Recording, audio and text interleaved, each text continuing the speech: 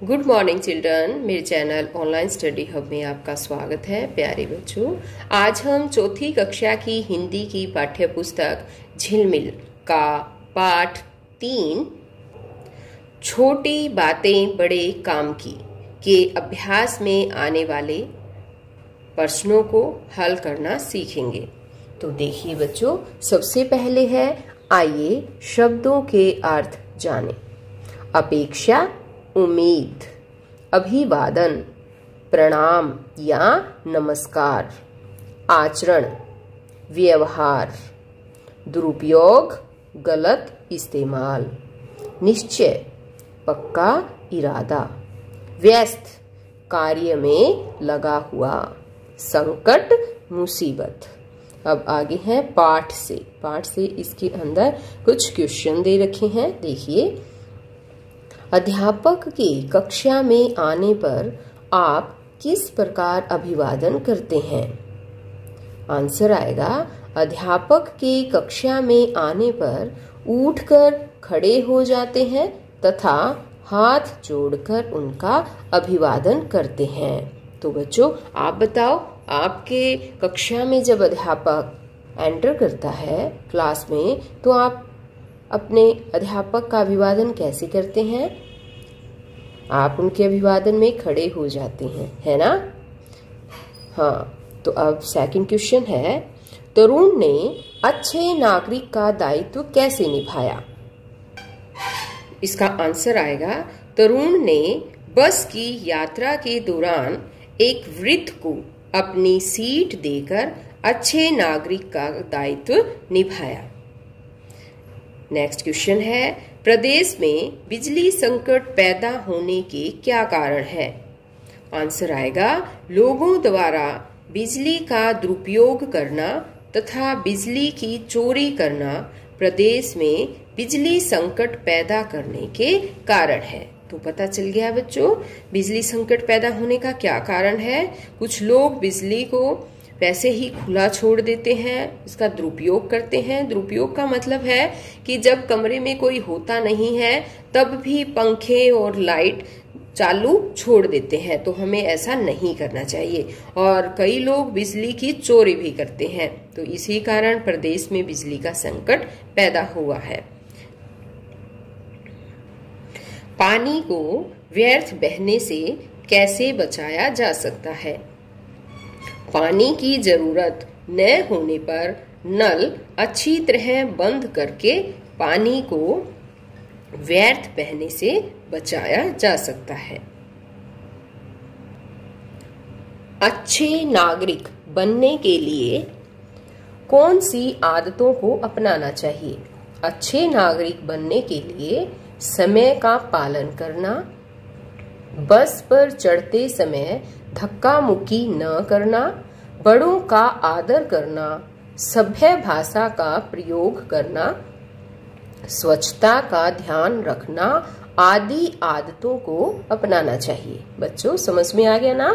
हमें हर काम समय पर करना चाहिए। बस में चढ़ते समय भी धक्का मुक्की नहीं करनी चाहिए। हमें अपने से बड़ों का हमेशा आदर करना चाहिए। और सभ्य भाषा का मतलब है कि हमें कभी भी किसी को भी कोई गाली नहीं देनी चाहिए।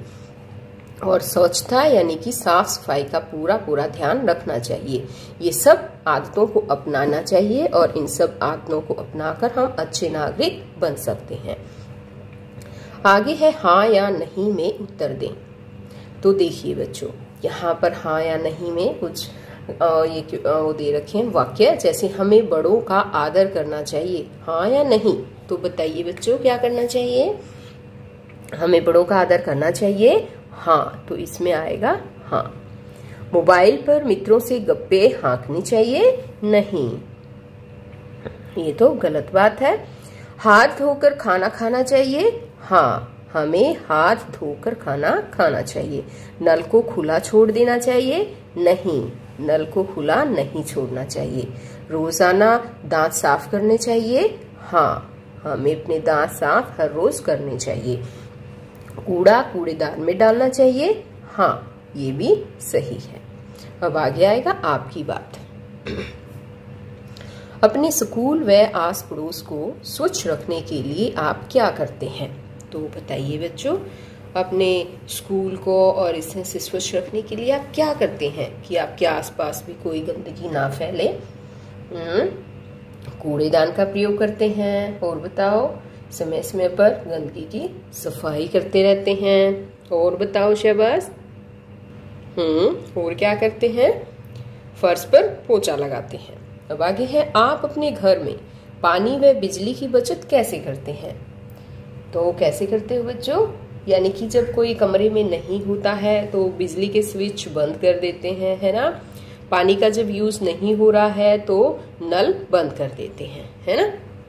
अब आगे है, पाठ के अलावा और कौन कौन सी अच्छी आदतें हैं जिनसे हम समाज का भला कर सकते हैं? और कौन सी आदतें हैं पता है? हमें एक दूसरे का सहयोग करना चाहिए, हमें गरीबों की मदद करनी चाहिए, भूखों को खाना खिलाना चाहिए, और अपना काम हमें हमेशा ईमानदारी से करना चाहिए, और हमें कभी भी झूठ नहीं बोलना चाहिए, है ना। अब आगे है, कोई ऐसी घटना बताएं जिसमें आपने किसी की मदद की हो, मदद करने के उपरांत आपको कैसा महसूस हुआ? तो ये तो आपको बताना है क्वेश्चन, है ना। आप खुद बताएंगे कि किसी की मदद की है तो कैसा लगा है, तो मदद की है तो अच्छा ही लगा होगा, है ना। आगे है, मोबाइल के सदुपयोग व दुरुपयोग पर चर्चा करें। तो बच्चों, आपको पता है कि मोबाइल का जब हम प्रयोग करते हैं तो उसके सदुपयोग भी होते हैं और सदुपयोग के साथ साथ उसके दुरुपयोग भी होते हैं। तो देखिए, मोबाइल के सदुपयोग कौन कौन से हैं मैं बताती हूँ आपको। कि इसके कारण हम अपने मित्रों तक संदेश मिनटों में पहुंचा देते हैं, है ना। हमें कुछ बात करनी हो अपने प्रियजनों से तो मिनटों में हम उनसे बात कर सकते हैं, और इसके कारण जो है हम अपने मित्रों, हम अपने संबंधियों के संपर्क में भी बने रहते हैं। अब आगे है दुरुपयोग। तो बच्चों, दुरुपयोग में है कि अधिक देर तक बात करते रहने से हमारा समय भी नष्ट होता है, हमारा धन भी नष्ट होता है। धन का मतलब है कि इसमें हमें रिचार्ज ज्यादा रुपए का करवाना पड़ता है ना, महंगा पड़ता है। और दूसरा है, इसका अधिक प्रयोग हमारे कानों के लिए भी और हमारे स्वास्थ्य के लिए भी काफी हानिकारक है। आगे, आपके घर में किस बल्ब का प्रयोग किया जाता है? ये भी पता करें कि किस बल्ब के प्रयोग से बिजली की बचत की जा सकती है। तो आपको पता है बच्चों, हमारे घरों में जो है वो CFL बल्बों का प्रयोग किया जाता है। CFL आ गया समझ में। और आजकल तो बाजार में LED बल्ब भी आ गए हैं, इससे के प्रयोग से जो है वो बिजली की बचत की जा सकती है। अब आगे देखो बच्चों, आगे है भाषा की बात। भाषा की बात में देखो, शिष्ट अशिष्ट भाषा का प्रयोग नहीं करना चाहिए। ऊपर दिए गए वाक्यों में शिष्ट और अशिष्ट, यहाँ देखिए शिष्ट, ये है अशिष्ट, एक दूसरे का उल्टा अर्थ देते हैं। इसी प्रकार नीचे दिए गए शब्दों के उल्टे अर्थ वाले शब्द लिखें। यहाँ पर ये कहता है कि ये शिष्ट का उल्टा अशिष्ट है, तो नीचे भी कुछ शब्द दे रखे हैं, हमें क्या करना है, इनके भी हमें उल्टे अर्थ वाले शब्द लिखने हैं। जैसे कि है स्वच्छ, तो हम इसके आगे ए लगा देंगे, ये बन जाएगा स्वच्छ। यह है दुरुपयोग और इसका उल्टा हो जाएगा सदुपयोग। आप इन्हें लिखना भी सीखना बच्चों, और अपनी कॉपी में भी आपको लिखना है। यह है सुख, सुख का उल्टा होता है दुख। सभ्य, सभ्य का उल्टा हो जाएगा असभ्य। आदर, अनादर। अब आगे है, शिष्टाचार का पालन करने वाले को शिष्टाचारी कहते हैं। नीचे दिए गए वाक्यांशों के लिए एक एक शब्द लिखें। ईमानदारी से काम करने वाला, ईमानदारी से काम करता है उसको क्या कहते हैं पता है? ईमानदार। ये देखिए, इसे आएगा ईमानदार। दूसरों पर उपकार करने वाला, उसको क्या बोलते हैं पता है? परोपकारी। पर यानी कि पर होता है दूसरा, और उपकार दूसरे पर उपकार करने वाला, ये बन जाएगा परोपकारी। सदा सच बोलने वाला, जो सदा सच बोलता है उसको बोलते हैं सत्यवादी। कम बोलने वाले को बोलते हैं मितभाषी। और बहुत अधिक बोलने वाला उसको बोलते हैं बच्चों वाचाल। साथ पढ़ने वाले होते हैं सहपाठी, ठीक है। और साथ काम करने वाले होते हैं सहकर्मी, ऐसे लिखेंगे हम सहकर्मी।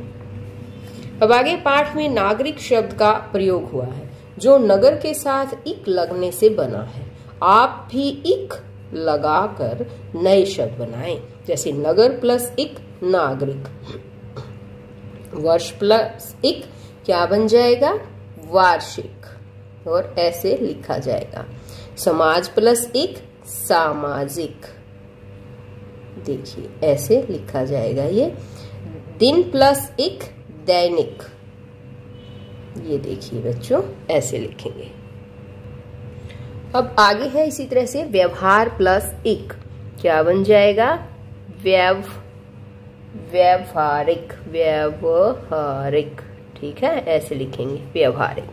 इतिहास प्लस इक ऐतिहासिक, देखो ऐसे लिखेंगे इसको, ठीक है, ऐतिहासिक नहीं लिखेंगे, इतिहास प्लस इक बन जाएगा ऐतिहासिक। विज्ञान प्लस इक बनेगा वैज्ञानिक, ऐसे इनको लिखना भी सीखो बच्चों, अपनी कॉपी में 2-3 बार आपको ये लिखने भी हैं।